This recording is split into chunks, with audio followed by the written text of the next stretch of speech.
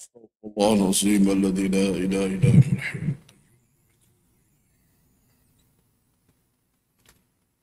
اللهم صل وبارك على سيدنا.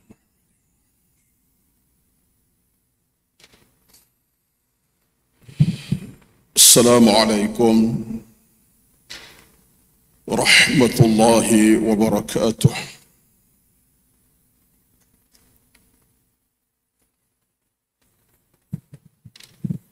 الحمد لله رب العالمين، ونصلي ونسلم على سيدنا محمد أشرف الأنبياء والمرسلين وعلى آله وصحبه أجمعين. ربنا افتح بيننا وبين قومنا بالحق وأنت خير الفاتحين.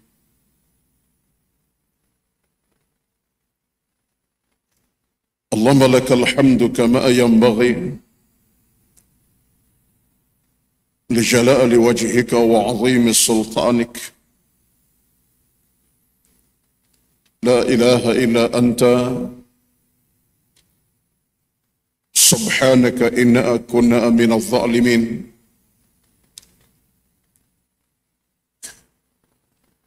ربنا افتح بيننا وبين قومنا بالحق وأنت خير الفاتحين. اللهم أعز الإسلام والمسلمين. اللهم انصر إخواننا المسلمين والمجاهدين في فلسطين.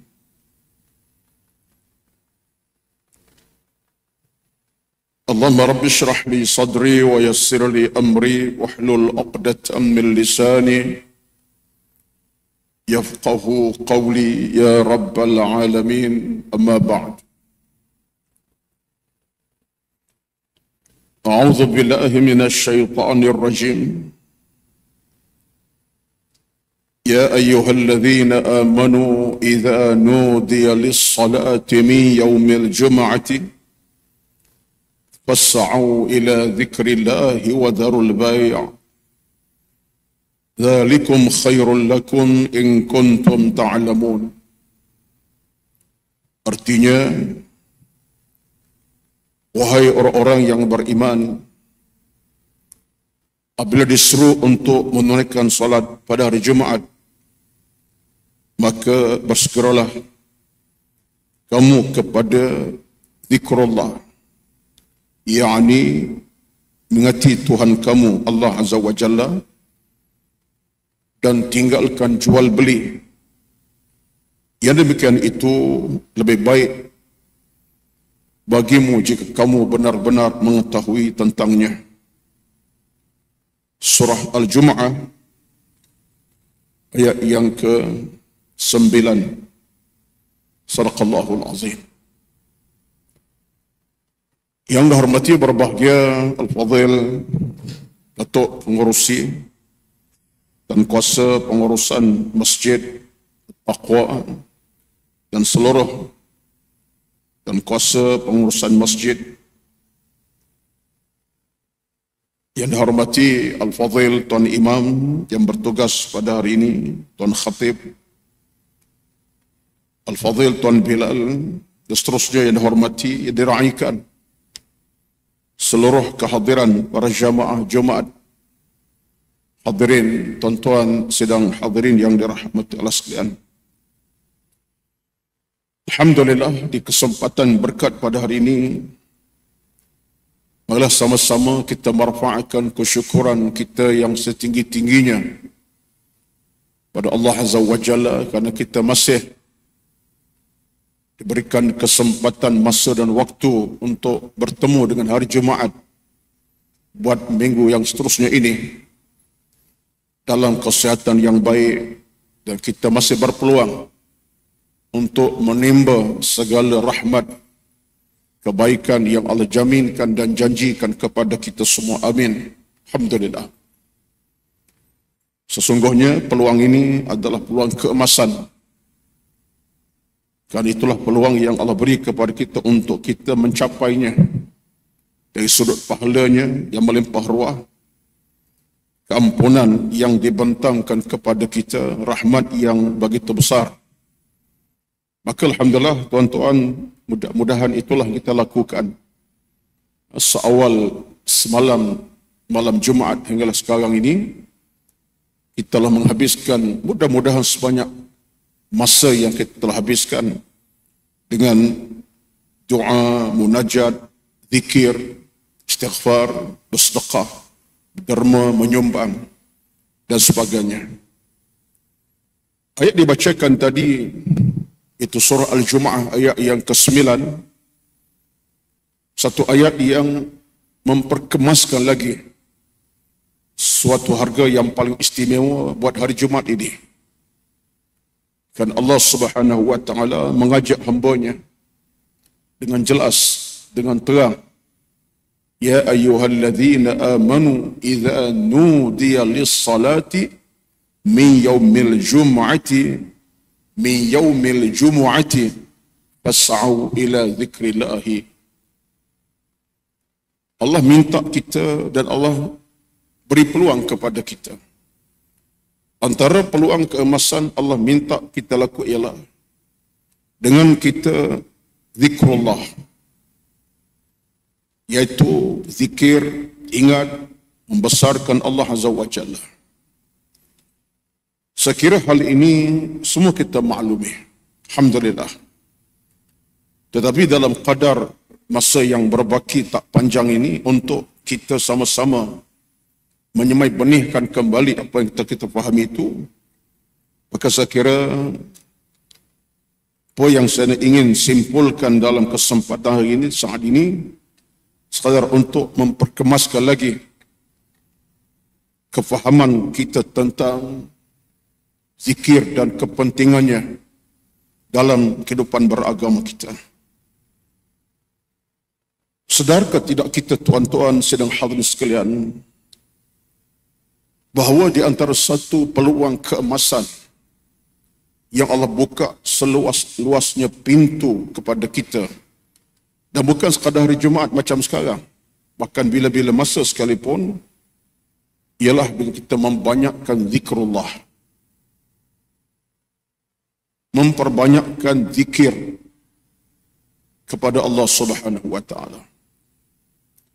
Sebagai contoh dalam ayat yang lain, surah Al-Ahzab yang 41, 42, Allah sebut kepada kita, ya ayyuhalladzina amanu dzkurullaha dzikran katsira wasabbihuhu bukratan wa asila. Wahai orang beriman, berzikirlah dengan menyebut nama Tuhanmu dengan zikir yang sebanyak-banyaknya di waktu pagi dan petang. Bukratan wa asila, pagi dan petang, sepanjang hari. Al-Ahzab ayat 41-42.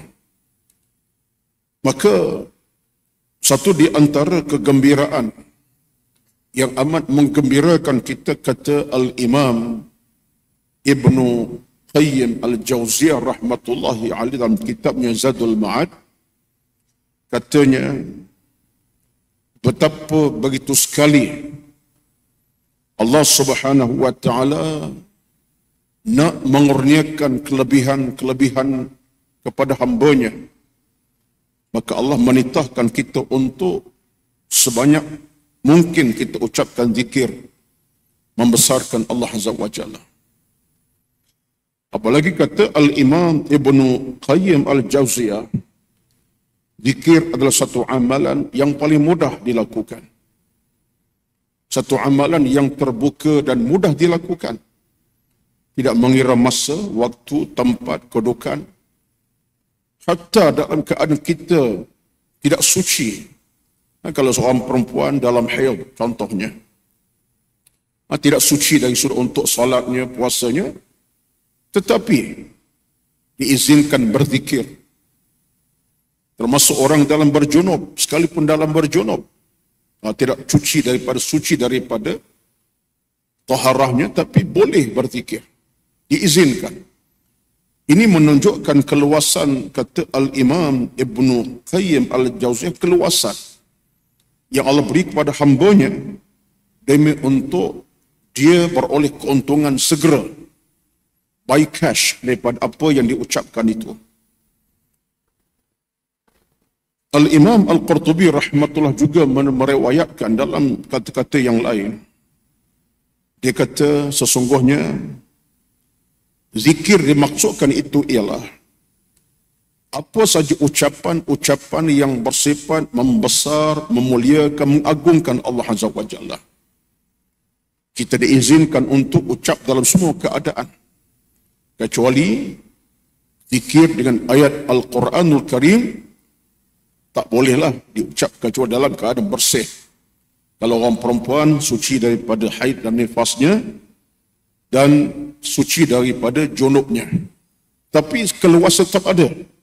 Kata Al-Imam Ibnu Qayyim Al-Imam Al-Qurtubi rahmatullahi alaihi.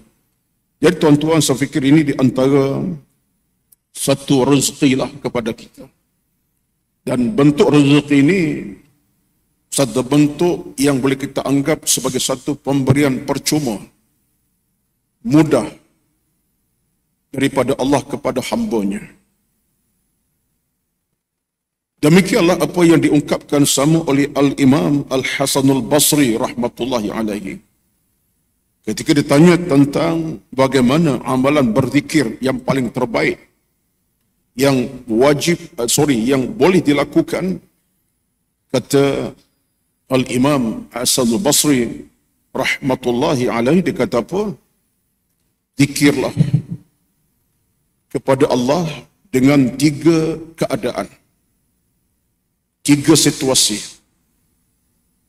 Yang pertama, zikir dengan lisan.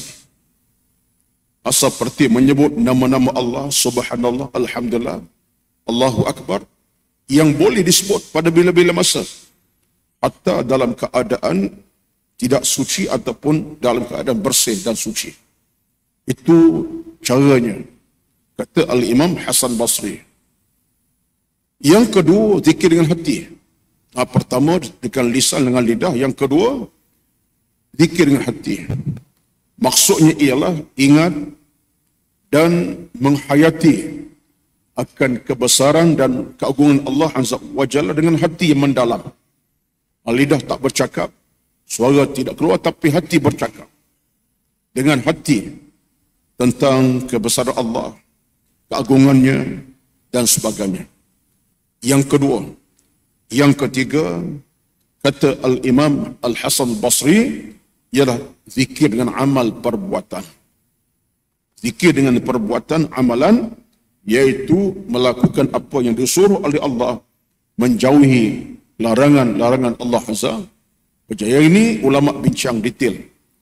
Antaranya ialah pandangan marid dan marid daripada Al-Imam Nawawi rahmatullah yang mengatakan bahawa sebesar-besar zikir di samping lisan, lidah tadi dengan hati, ialah zikir dengan amalan. Al-zikru bil amali, bil fi'li. Kenapa? Kata Al-Imam Nawawi rahmatullah, kerana itulah sebenarnya natijah yang paling besar pada zikir kita kepada Allah. Kenapa? Sebab buat apa yang Tuhan suruh dan tinggal apa Allah larang, itu tanda ingatan terhadap kebesaran dan azamatullahi, keagungan Allah Azza wa Jalla. Ini disebutkan Imam Nawawi rahmatullah.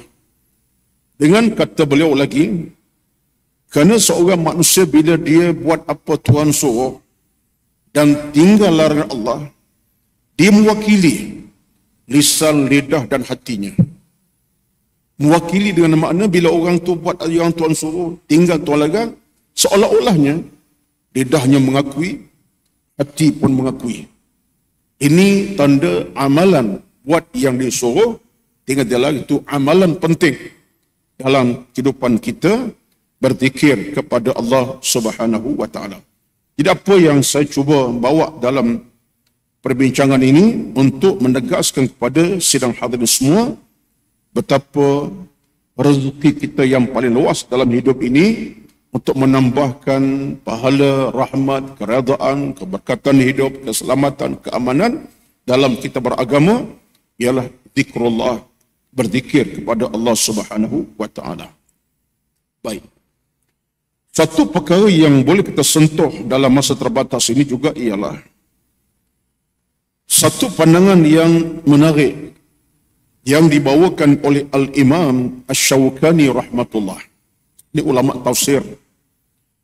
Ketika membahaskan satu ayat daripada Al-Quranul Karim, iaitu ayat yang berbunyi A'udzu billahi minasy syaithanir rajim. Bismillahirrahmanirrahim. Fadhkuruni adhkurkum washkuruli wala takfurun. Iaitu surah Al-Baqarah ayat 152. Ayat berbunyi fadhkuruni adhkurkum washkuruli wala takfurun. Al-Baqarah 152, surah yang kedua dalam senarai surah Al-Quran. Maknanya Allah sebut dengan jelas fadhkuruni adhkurkum.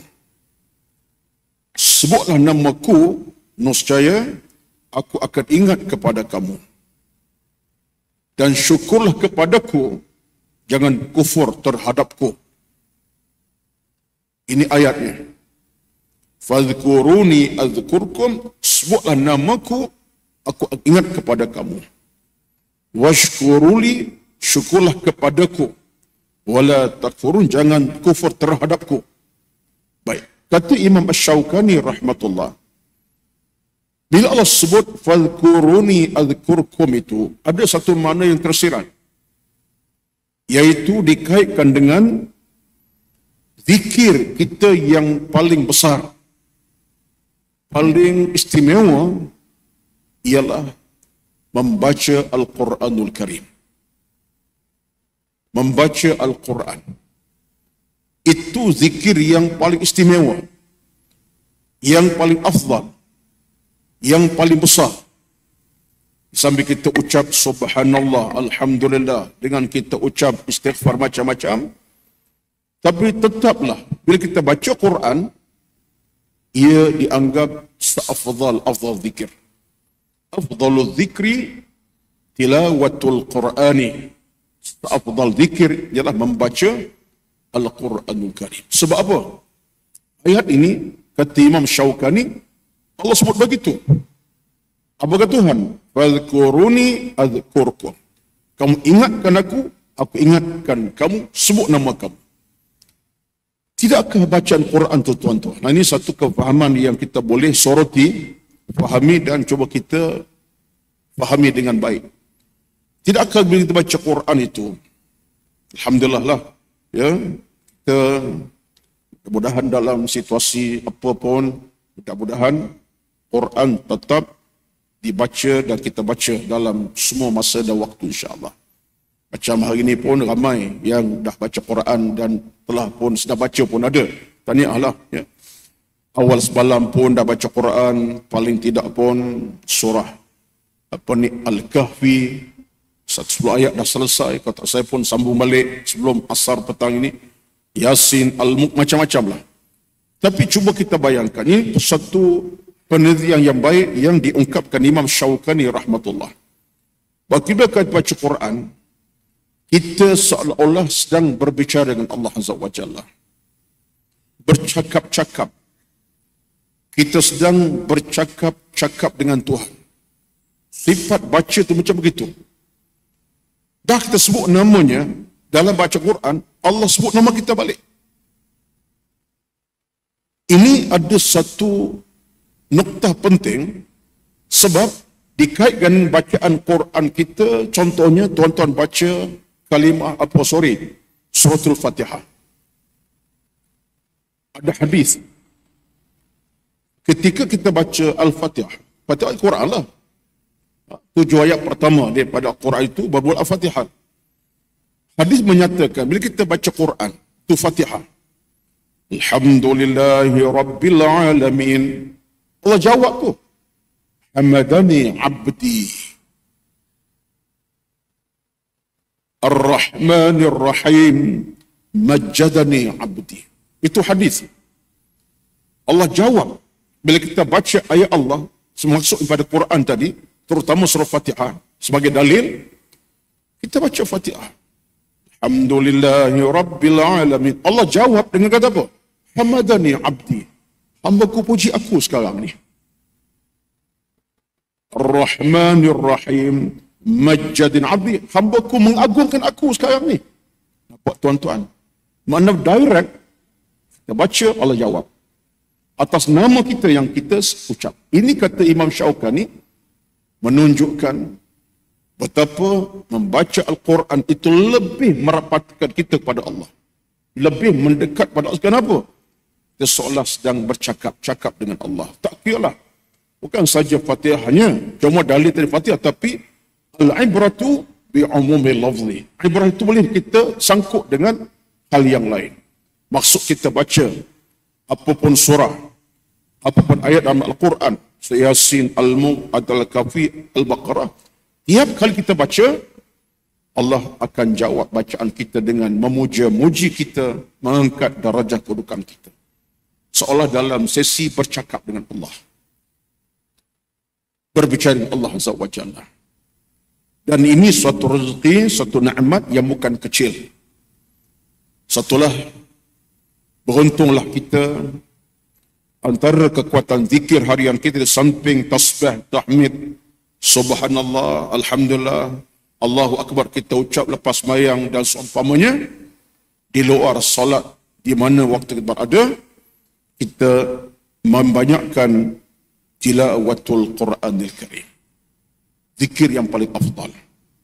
Ini suatu rahmat, kelebihan yang begitu besar, yang paling istimewa, yang dianugerah Allah, kata Al-Imam Asy-Syaukani rahmatullah. Maka tuan-tuan, saya kira kalau kita renung tentang hal ini, kita akan dapat banyak kelebihan dan keistimewaan. Al-Mizat, Al-Fadail, Al-Khairat, ataupun kelebihan kebaikan di sebalik baca Al-Quran. Sebab itulah ada seorang sahabat Nabi SAW, diriwayatkan antara amalan dia adalah suka baca. Sikit-sikit dia baca. Sikit-sikit dia baca. Apa dia? Iaitu surah Al-Ikhlas. Qul huwallahu ahad. Paling ringkas dalam Al-Quran. Hanya 3-4 ayat saja. Mudah dihafal. Sahabat ni memang suka baca. Boleh kata tiap-tiap dia sembahyang, dia tak tinggal Qul huwallahu ahad. Di luar salat pun dia akan baca. Sampai dia bertemu kawan dia pun, dia baca dulu. Qul huwallahu ahad, Allahus samad, lam yalid wa lam yulad wa lam yakul lahu. Barulah dia nak sembang, nak bercakap, nak berbicara, baru start. Tapi belum dia bercakap, dia akan baca Qul huwallahu. Tak dalam sembahyang. Jadi satu hari sahabat tanya Rasulullah, ya Rasulullah, sahabat kita seorang ni sentiasa mengulang baca Al-Ikhlas tu. Mana surah Al-Ikhlas tu? Surah Qul huwallah lah. Qul huwallah tu memang dibaca sentiasa. Jadi sahabat dia mengadu sebab mereka rasa pelik lah. Takkanlah sebanyak Quran tu dibaca yang tu saja. Maka Nabi SAW tanya sahabat yang baca, kenapa engkau sering mengulang bacaan ayat tersebut? Ditanya oleh Nabi pada sahabat tadi, kerana ditanya oleh sahabat yang lain. Jawab mudah saja. Dia kata Rasulullah, kuntu uhibbu, aku sayang pada surah ni. Seronok, cinta, kasih melekat jiwa ke dalam surah ini. Mandi fahamlah apa dia baca tentang ketuhanan Allah, tentang Allah punya keesaan, Allah punya kebesaran, Allah punya keesaan. Kan dalam surah itu bercakap tentang Allah punya keesaan. Allahu Ahad, Allah Samad, Allah tempat bergantung hidup, berharap kepada Allah, mata-mata tidak pada yang lain. Dia rasa seronok. Kata Nabi kepada sahabat tadi, kamu bersama apa yang kamu ingini. Maksud kamu nak, satu benda kamu nak, kamu capai. Lalu riwayat ini diriwayatkan oleh ulama, kata, ini pandangan ulama, kupasan. Dan ada benda yang kita boleh faham. Dia kata para ulama, bila Nabi mengiyakan perbuatan sahabat tadi, maknanya menunjukkan bacaan diulang-ulang ayat tadi, begitu sekali memberi kebaikan pada si yang membaca sahabat tadi, kerana dia seolah-olah sedang yatahaddath ataupun dia sedang bercakap dengan Allah Azza wa Jalla. Seolah dia bercakap Allah dalam keadaan Allah jawab kepadanya tentang keagungan. Ini cerita tafsiran yang dibawakan para ulama. Saya kira berdasarkan kepada semua itu, maka zikir kita yang paling afdal, yang tak boleh kita abaikan, ialah membaca Al-Quranul Karim. Maka tuan-tuan, kalau kita baca Quran dan membacanya dengan penuh keinsafan, salah satu kelebihannya ialah Allah bercakap dengan kita dan kita bercakap dengan Allah Subhanahu wa taala. Saya bagi contoh yang simple saja. Banyak kali dah di sini pernah sebut, acap kali, kata tidak acap kali pun pernah sebut di sini. Bayangkanlah kenapa tidak dianggap satu rahmat, satu kebaikan bila kita baca Quran, cakap Tuhan. Contoh mudah sajalah saya contohkan. Kalau kita dengan ibu yang kita sayangi, bonda yang kita cintai, ayah yang kita sayangi, tanda sayang kita dengan ayah mak ni, apa cara kita? Kita bercakaplah. Kita telefon, tanya khabar, pagi telefon, tengah hari telefon, 6 kali sehari telefon. Belum subuh telefon, jam 7 telefon, jam 10 telefon, tengah hari telefon, malam nak tidur telefon lagi. Tak payah bincang panjang, tanya khabar dia, mak makan apa, mak okey tak, ubat makan tak tadi, makanan selera kak, kalau demam tu sihat ke dah kak, contohnya. Tu je. Tapi bayangkan, bila kita bercakap dengan mak dari by phone tadi, dengan bercakap tadi, satu kegembiraan bagi ibu kita. Dia akan jawab dengan jawapan yang cukup kita rasa nikmatnya. Okey, tak apa long, mak okey, bimbang, jangan bimbanglah, doa mak ni, jawab pada ayah ni, angah okey tak? Jawapan tu gembira kita. Itu contoh mudah saja. Tapi nak cerita, Allah lebih jauh pada itu lagi. Kegembiraan kita akan dapati bukan setakat kelebihan biasa, luar biasa. Rahmat, hidayah, keberkatan, keselamatan, keamanan. Bagaimana nanti kita, di sebalik kita baca Al-Quran, cakap Allah Subhanahu wa taala. Ada satu hadis di sini yang menggambarkan hal yang sama dari sudut baca Quran tadi. Dikaitkan oleh para ulama, hadis daripada Imam Al-Bukhari. Iaitu hadis daripada Imam Bukhari ini disebutkan hadis kursi. Hadis kursi ini kita boleh ambil secara mudahnya, iaitu hadis yang makana lafzuhu minar rasuli wa ma'anahu minallah. Itu hadis kursi. Lafaz Nabi ucap, tapi makna dalam hadis itu Allah yang wahyu kepada Nabi. Itu hadis kursi. Lafaz Nabi, tapi kandungan makna daripada Allah melalui wahyu ke atas Nabi. Itu hadis kursi. Riwayat bunyi begini. Allah berfirman, qala Allah azza wa jalla, ya ibna Adam, in dzakartani fi nafsika dzakartuka fi nafsi, wa in dzakartani fi mala'in dzakartuka fi mala'in khairin minhu, wa in danauta minni shibran danautu minka zira'an, wa in danauta minni zira'an danautu minka ba'an, wa in ataitani tamshi ataituka harwalatan. Hadis kursi daripada Imam Bukhari, sabda Nabi, Allah berfirman, hadis kursi lah. Qala ta'ala, Allah berfirman, kata Allah Azza wa Jalla, saya ambil makna terus, wahai anak Adam, kitalah manusia, Allah berfirman, wahai anak Adam, jika kamu berzikir, ingat kepada aku dalam hatimu, nescaya aku ingat kepadamu dalam diriku. Tengok. Dan jika kamu berzikir kepadaku di khalayak ramai, nescaya aku akan ingat kepadamu di khalayak ramai, lebih baik daripadanya. Satu, dua. Yang ketiga, dan jika kamu menghampiri aku sejengkal, nescaya aku hampiri kamu sehasta.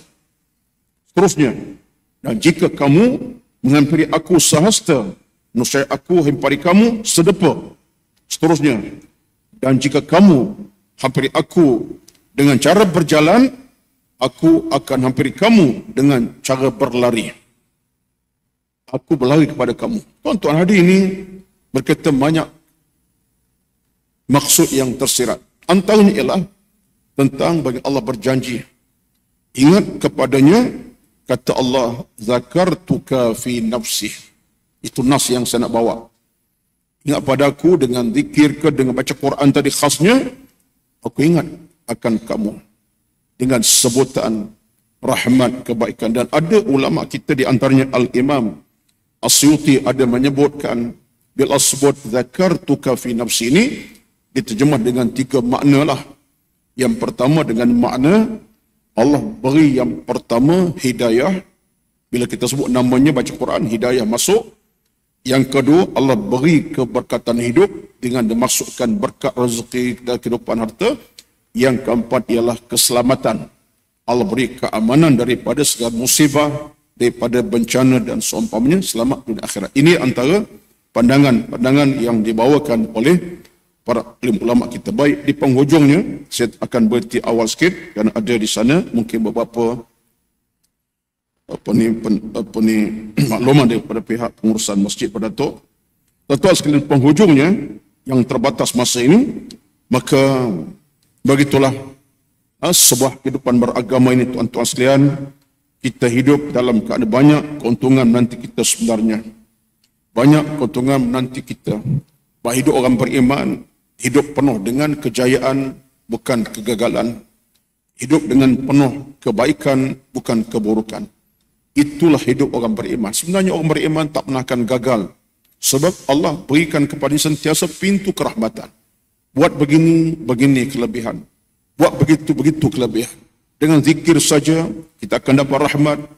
Kita zikir di mana kita berada, hatta dalam apa situasi, Allah dekat kita, maka apalagi jalan lebih utama itu, tuan-tuan. Sebab itulah, penghujungnya, saya akan baca kepada tuan-tuan satu hadis ringkas pada Rasulullah, Ibu Bukhari dan Muslim. Perhati hadis ini, Nabi sebut kepada kita dalam hadis daripada Bukhari Muslim, Nabi bersabda, "Mathalul ladzi yadhkurullaha walladzi la yadhkurullaha mithlul hayyi wal mayyiti." Itu hadisnya daripada Bukhari dan Muslim. Nabi bersabda, berbunyi, "Mathalul ladzi yadhkurullaha walladzi la yadhkurullaha mithlul hayyi wal mayyiti." Perumpamaan. Allah, Nabi letak suatu perumpamaan. 2 keadaan. Orang yang berzikir pada Allah, yang tak berzikir. Yang berzikir umpama orang hidup, yang tak zikir macam orang mati. Jadi Nabi kaitkan orang berzikir ini adalah suatu kehidupan. Hati hidup, jiwa hidup, rahmatnya banyak, Allah beri kebaikan dan segala-galanya. Orang tak berzikir, dia matikan matinya, matikan hatinya, matikan jiwa, matikan semuanya. Akhlak pun mati, hati mati, dia hidup. Tapi seumpama mayat hidup. Tapi dia dah mati hati, mati jiwa. Bukan mati, mati yang lain, mati hati. Jiwa mati, akhlak mati, itu menakutkan kita. Jadi ini rupanya mudah kita boleh ambil ingatan. Mudah-mudahan Allah sentiasa merahmati kita dan memberkati kita. Amin. Ya Rabbal Alamin. Allahumma lakal hamdu kama yanbaghi li jalali wajhika wa azimi sultanik. A'udzu billahi minasy syaithanir rajim. Bismillahirrahmanirrahim. Alhamdulillahi rabbil alamin. Wassalatu wassalamu ala sayyidina Muhammad wa ala alihi wa sahbihi ajma'in. Allahumma inna nas'aluka ridhaka wal jannah wa na'udzu bika min sakhatika wan nar. Radina billahi rabban wa bil islam dinan wa bi Muhammadin nabiyyan wa rasula. Rabbana atina fid dunya hasanah wa bil akhirati hasanah wa qina adzaban nar. Walhamdulillahi rabbil alamin. Assalamu alaikum warahmatullahi wabarakatuh.